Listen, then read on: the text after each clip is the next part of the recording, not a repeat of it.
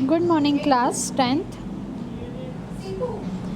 Previous class में हम लोगों ने चैप्टर स्टार्ट करा था इंडस्ट्रीज़ इन इंडिया, जिसमें हमने इंडस्ट्रीज़ का इंट्रोडक्शन पढ़ा था, टाइप्स ऑफ इंडस्ट्रीज़ पढ़े थे।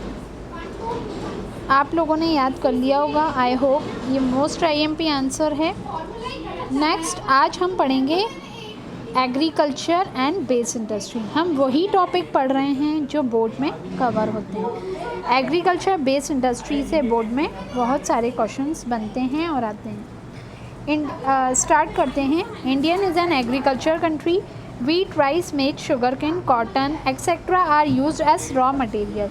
इंडिया को एग्रीकल्चर कंट्री माना जाता है क्योंकि यहाँ पर पहले हमारे अर्ली पीरियड में सबसे 75% अगर पर्सन इंगेज होंगे तो वो सब एग्रीकल्चर में इंगेज थे। एग्रीकल्चर में क्या क्या आ जाता है? Wheat, rice, maize, sugar cane, cotton etcetera, ये सारे रॉ मटेरियल यूज़ होते हैं और ये सारे रॉ मटेरियल कुछ इससे मिलकर हम प्रोडक्ट बनाते हैं। अब cost of enhancement of production, cost of enhancement of agriculture produce. India is an agriculture country. Obviously the contribution of agriculture is very important for the national economy. जो भी हम एग्रीकल्चर से कमाते हैं ऑब्वियसली वो इंक्लूड होता है national economy. The major part of our population depend either on agriculture और other industry based on agriculture product. जो हमारा पॉपुलेशन अदर, कुछ पॉपुलेशन एग्रीकल्चर पे डिपेंड है और कुछ इंडस्ट्री पे डिपेंड है। Pecuniary condition of agriculture and that of rural area of a country is lagging behind as in comparison to other developed country. Condition जो हमारी रूरल एरिया की जो कंडीशन है अदर डेवलपिंग कंट्रीज से बहुत ही लो है। The interest of rural population is therefore diminishing in agriculture work. तो पहले क्या होता था, सब लोग एग्रीकल्चर पे वर्क करते थे, बट अब धीरे धीरे सेक्टर्स आए तो उसमें क्या हुआ, लोग डिस्ट्रीब्यूट हो गए सेक्टर्स में।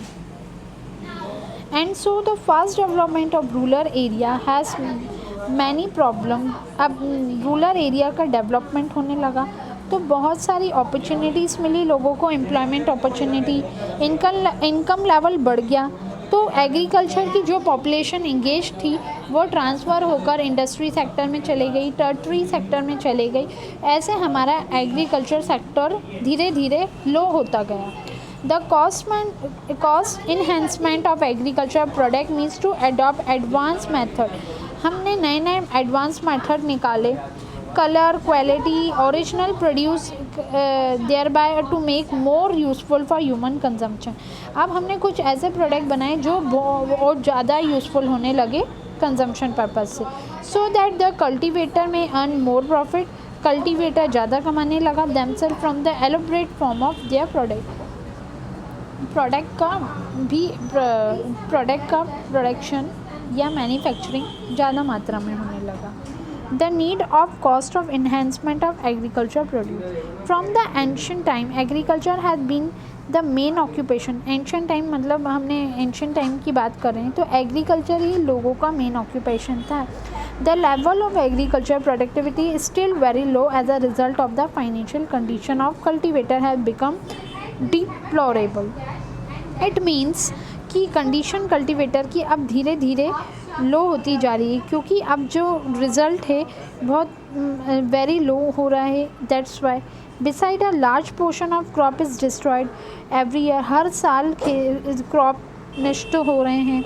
With regard the production of fruit and vegetable, India stand at a number 2 in the world, 30 to 40%। अगर फ्रूट और वेजिटेबल की बात करें तो इंडिया स्टैंड करता है 30 से 40% की पोजीशन पे।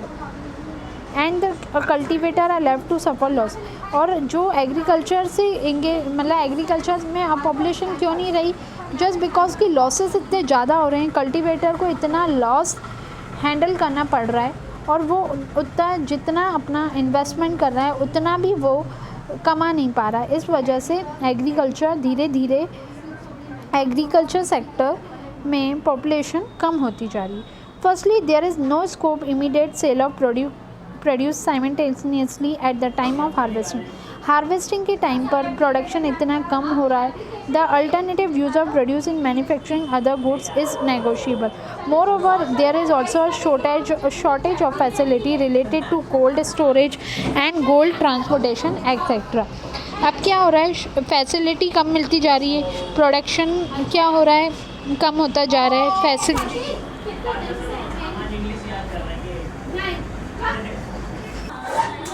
because of the reason hardly 1 to 2% of total produce of the country can be preserved। 1 से 2% ही पर्सन होंगे अगर कंट्री में जो कि एग्रीकल्चर में इंगेज हैं। Quantity of fruit and vegetable which consume in UK in a year equal to that destroy in India. जितना UK का प्रोडक्शन है फ्रूट एंड वेजिटेबल का, उतना तो इंडिया डिस्ट्रॉय करती है। हम the cost of enhancement of agriculture produce is effective measure to remove his shortcoming. यही कारण है एग्रीकल्चर का कि वो धीरे धीरे कम होती जा रही है और लॉसेस होते जा रहे हैं। नेक्स्ट फाइनेंशियल अरेंजमेंट नहीं, अब हम पढ़ेंगे कॉटन टेक्सटाइल इंडस्ट्री। हमने अभी पढ़ा एग्रीकल्चर बेस्ड इंडस्ट्री जिसमें एग्रीकल्चर के बारे में पढ़ा। अब हम पढ़ेंगे cotton textile industry. Cotton textile industry most IMP topic है जिसमें से बोर्ड में एक क्वेश्चन आता है। Cotton textile industry highly organised and also important in India. There are 1866 cotton textile mill, out of these 82% mills are owned by private entrepreneur. Cotton textile बहुत ही ज़्यादा ऑर्गेनाइज्ड इम्पॉर्टेंट है हमारी इंडियन इंडस्ट्रीज़ के लिए और गवर्नमेंट के लिए। 82% जो है वो प्राइवेट सेक्टर में है, 10% जो है वो गवर्नमेंट कंट्रोल करता है एंड 8% कोऑपरेटिव सेक्टर। याद रखना पड़ेगा हमें 82% private, 10% government, 8% cooperative sector. The first modern textile mill was establish in Calcutta in the year 1818 but it was a fail. हमारी फर्स्ट टेक्सटाइल इंडस्ट्री इस्टेब्लिश हुई थी कैलकटा में 1818 में, जो कि फेल हो गई थी। द फर्स्ट मॉडर्न सक्सेसफुल मील, अब जो सक्सेसफुल मील स्टार्ट करी थी हमने 1851 में मुंबई में, Nanabhai Davar. Since the first cotton textile was set up in Mumbai, it was known as the capital of textile industry. अगर हम सक्सेसफुल इंडस्ट्री की बात करें तो मुंबई में 1851 में इंडस्ट्री सेटअप करी थी जो कि सक्सेसफुल रही। ये करी थी नाना भाई डाबर ने। After independence subsequently this industry was localised in Ahmedabad and therefore Ahmedabad was named for the Manchester of India. अब ये थोड़े टाइम बाद ये अहमदाबाद में सेट हो गई थी और इसको मैनचेस्टर ऑफ इंडिया के नाम से जाना जाता है। After the independence, the production of cotton textile increased appreciably, where the production of cotton cloth was 421.5 crore meter in 1950 and 51. अब हम बात करें 1950 to 51 की, तो 421.5 करोड़ मीटर ये प्रोडक्शन फैलने लगा और फिर जब ये बढ़ के 4000 पे पहुंच गया, मतलब 400 से 4000 तक 4957.7 तक ये करोड़ तक पहुंच गया 2005 एंड 6 में। मतलब इसका स्प्रेड बढ़ता गया और कॉटन टेक्सटाइल इंडस्ट्री हर जगह सेटअप हो गई। अब ये ज़्यादा से ज़्यादा ये प्राइवेट एंटरप्रेन्योर और रन करते हैं। गवर्नमेंट में इसका 10% ही रोल रहता है और 8% कोऑपरेटिव सोसाइटी करती है। और कॉटन टेक्सटाइल इंडिया की ऐसी कंट्री है जो अर्निंग करवाती है, इंडिया की नेशनल इनकम में इंक्लूड भी होती है। अब हम नेक्स्ट क्लास में पढ़ेंगे mineral based industry. Mineral based industry हम नेक्स्ट क्लास में पढ़ेंगे। तब तक आप लोग कॉटन टेक्सटाइल इंडस्ट्री और एग्रीकल्चर बेस्ड इंडस्ट्री को अच्छे से रीड करेगा। Thank you class. Thank you class.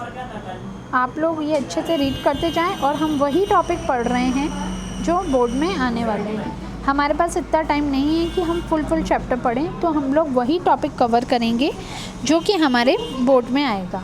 Thank you.